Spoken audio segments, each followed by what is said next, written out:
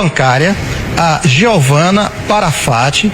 Ela, com conhecimento no mundo financeiro, ela fazia a lavagem de dinheiro, a maior parte da lavagem de dinheiro dessa organização criminosa. Segundo a polícia, ela movimentou mais de 15 milhões de reais nos últimos meses, e esses valores eram empregados na compra de veículos esses de alto padrão, que depois eram colocados para ser vendidos em concessionárias, inclusive concessionárias que não existiam, eram apenas empresas de fachada.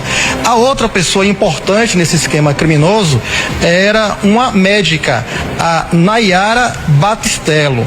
Ela é formada na Bolívia e ela morava no Mato Grosso, um ponto estratégico para o tráfico de drogas. Ela facilitava a entrada de drogas no país e ela também fazia a distribuição de valores para outros integrantes da organização. Ela também abriu empresas fantasmas para a lavagem de dinheiro, e a polícia identificou que ela movimentou nos últimos 29 meses o valor de 10 milhões e 900 mil reais. Agora, a arquitetura dessa organização criminosa tinham dois núcleos importantes. Um em São Paulo, que era considerado o núcleo estratégico, financeiro e logístico, com 12 integrantes, e o núcleo da Paraíba, que tinha aí 28 integrantes, e eles cuidavam da questão do varejo, ou seja, da distribuição do entorpecente aqui na região da Paraíba, de Pernambuco e também do Ceará. Os núcleos eram divididos da seguinte forma: em Cajazeiras era onde se fazia a logística da droga aqui no estado, em Patos era a parte operacional desse tráfico de entorpecentes aqui no estado. Em João Pessoa tinha um núcleo que distribuía essa droga principalmente na região do litoral aqui da Grande João Pessoa, como Conde, por exemplo. Tinha outro núcleo em Pombal e Souza, era responsável pela lavagem de dinheiro, também com a aquisição de veículos e a distribuição da droga lá na região do Sertão. E em Campina Grande era a parte onde acontecia a operação e a distribuição do entorpecente lá na área da Grande Campina Grande.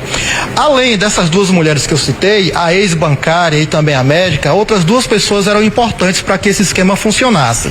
Uma ex-companheira do Jamilton, ela fazia o seguinte: ela era o contato entre a ex-bancária e também a médica. Ela o contato entre as duas mulheres e o Chocô. Ela fazia a distribuição das tarefas e para onde o dinheiro deveria ser encaminhado depois de ser lavado pela ex-bancária e também pela médica. E tinha outra mulher identificada apenas com o nome de Ine, que fazia a captação de pessoas para que essas pessoas emprestassem as contas bancárias, para que esse dinheiro fosse depositado, fosse movimentado de conta em conta, fazendo assim com que a polícia tivesse extrema dificuldade em identificar esses valores. Mesmo assim, só nessa primeira fase da operação, a polícia conseguiu bloquear mais de 100 milhões de reais que estavam divididas em quase 200 contas, em 199 contas. Então, era dessa forma, basicamente, que a organização criminosa funcionava. E em outro ponto da investigação, a polícia identificou que a ex-bancária e também a médica, elas chegaram a participar de licitações em prefeituras lá do Sertão, com empresas que não existiam. Aí elas investiam o dinheiro que era arrecadado do tráfico de drogas nessa empresa, que nunca chegou a prestar serviço para as prefeituras, que recebia o dinheiro limpo, e aí estava feita a lavagem do dinheiro.